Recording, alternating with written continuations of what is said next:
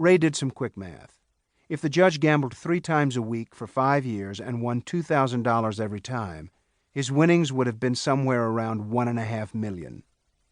Could he have rat-holed $90,000? Ray asked. It sounded like such a small amount.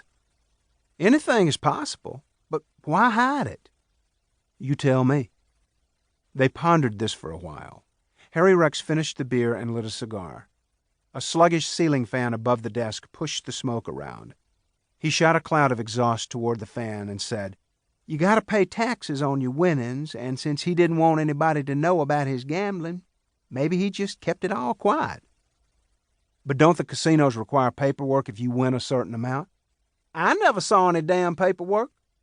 "But if you'd won?" "Yeah, they do. I had a client who won $11,000 at the $5 slots.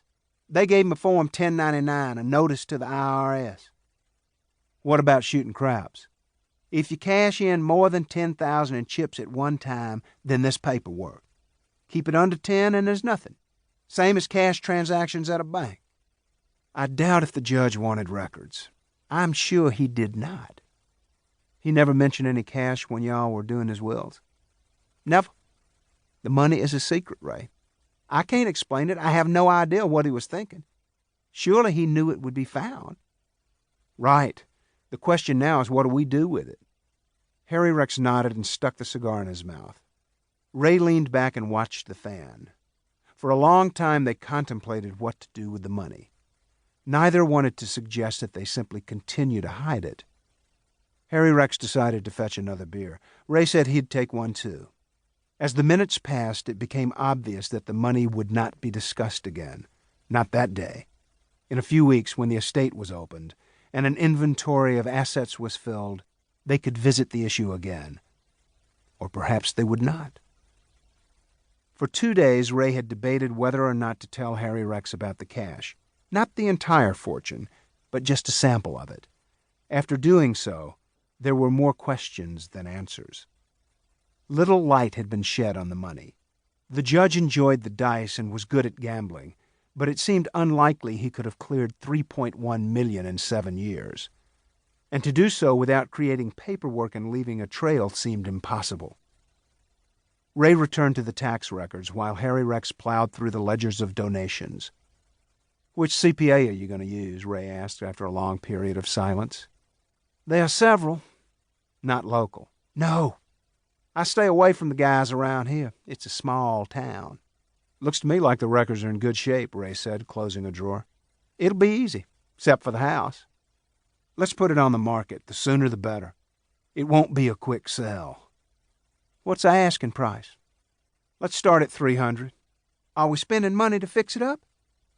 "There is no money, Harry Rex." Just before dark, Forrest announced that he was tired of Clanton, tired of death, tired of hanging around a depressing old house he had never particularly cared for, tired of Harry Rex and Ray, and that he was going home to Memphis where wild women and parties were waiting. "When are you coming back?" he asked Ray. 2 or 3 weeks. "For probate?" "Yes," Harry Rex answered. "We'll make a brief appearance before the judge. You're welcome to be there, but it's not required." "I don't do court. Been there enough." The brothers walked down the drive to Forrest's car. "You okay?" Ray asked, but only because he felt compelled to show concern. "I'm fine. See you, bro," Forrest said in a hurry to leave before his brother blurted something stupid. "Call me when you come back," he said. He started the car and drove away. Ray knew he would pull over somewhere between Clanton and Memphis, either at a joint with a bar and a pool table, or maybe just a beer store where he would buy a case and slug it as he drove. Forrest had survived his father's funeral in an impressive way, but the pressure had been building. The meltdown would not be pretty. Harry Rex was hungry as usual and asked if Ray wanted fried catfish. "Not really," he answered. "Good. There's a new place on the lake." "What's it called?" "Jeter's Catfish Shack." "You're kidding." "No, it's delicious." They dined on an empty deck jutting over a swamp on the backwaters of the lake. Harry Rex ate catfish twice a week, Ray once every 5 years. The cook was heavy on the batter and peanut oil. and Ray knew it would be a long night, for several reasons. He slept with a loaded gun in the bed of his old room upstairs with the windows and doors locked, and the 3 garbage bags packed with money at his feet. With such an arrangement, it was difficult to look around in the dark and conjure up any pleasant childhood memories that would normally be just under the surface. The house had been dark and cold back then, especially after his mother died. Instead of reminiscing, he tried to sleep by counting little round black chips, $100 each, hauled by the judge from the tables to the cashiers.